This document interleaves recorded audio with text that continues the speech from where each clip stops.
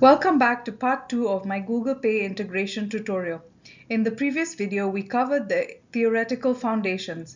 Now it's time to walk you through the official Google Code Lab tutorial step by step on how to implement Google Pay checkout functionality in a real Android application. Let's dive right into it. First, let me show you the starting project structure. The first step in integrating Google Pay is adding the required dependency in the build Gradle file. In the dependencies block, we need to add the Google Pay Services wallet library as shown in the first step. This library provides all the APIs we need to interact with Google Pay. After adding this line, you need to sync to download the library. Next, we need to enable the Google Wallet API in the Android manifest XML file. Inside the application tag, add the metadata shown in point 2. This tells the Android system that our app uses Google Pay services. These two configuration steps are foundational. Without them, the Google Pay API won't be available in your app. Next, you need to create a utility class to manage your payment configurations. Let me explain what's happening here. We're using a singleton object to store our payment configuration. The base card payment method defines which payment methods to accept. The type is set to card, meaning we're accepting credit card payments. The allowed auth methods array specifies two authentication methods. PAN only allows cards stored in the Google account. Cryptogram_3ds allows cards stored as Android device tokens.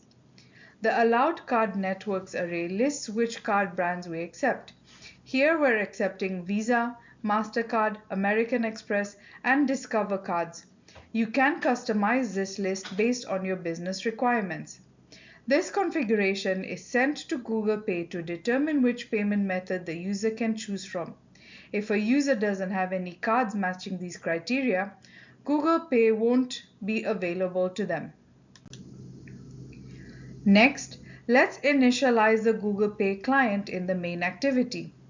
The Payments client is our interface to the Google Pay API. We declare it as a late init var because we initialize it on create rather than at construction. The wallet.getPaymentsClient method creates our client where we pass two parameters. This, the current activity context, wallet options, object specifying our configuration. Crucially, we set the environment to environment test.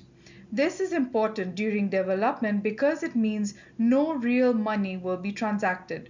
When you are ready to go live, you change this to environment production. This initialization must happen before any attempt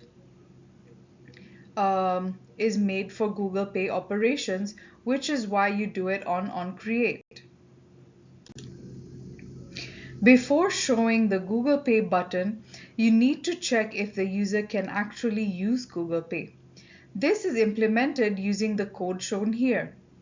This crucial step, the isReadyToPay request, creates a JSON object specifying the API version and our allowed payment methods. We then call PaymentClient isReadyToPay with this request. This is an asynchronous operation, so we use add-onCompleteListener to handle the result. If the task is successful and the result is true, it means the user has Google Pay set up with compatible payment methods.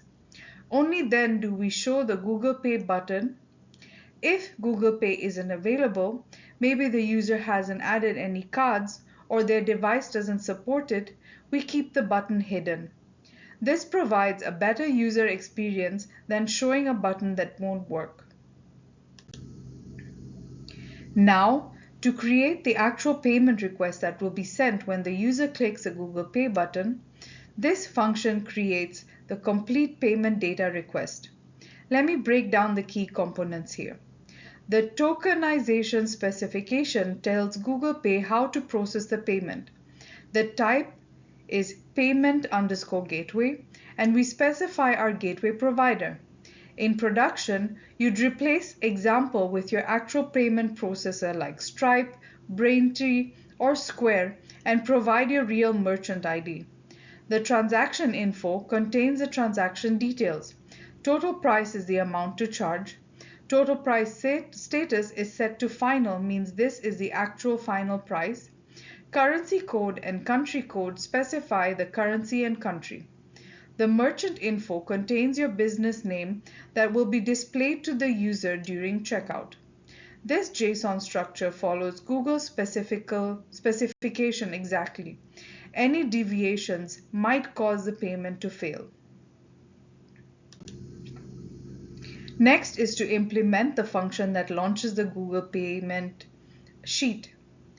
This function is called when the user clicks the Google Pay button. We create the payment request with the price, convert it from JSON, and then call load payment data. The autoresolve helper.resolve task method handles the launching the payment sheet and managing the activity result.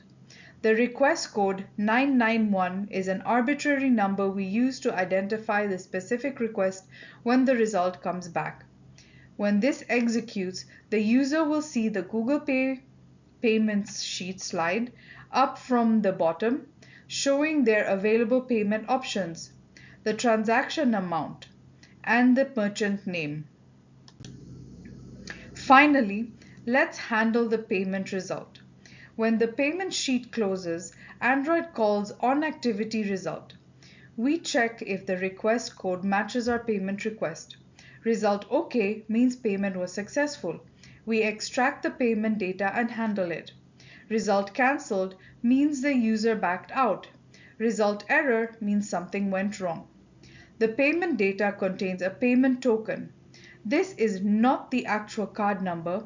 It's a secure one-time use token.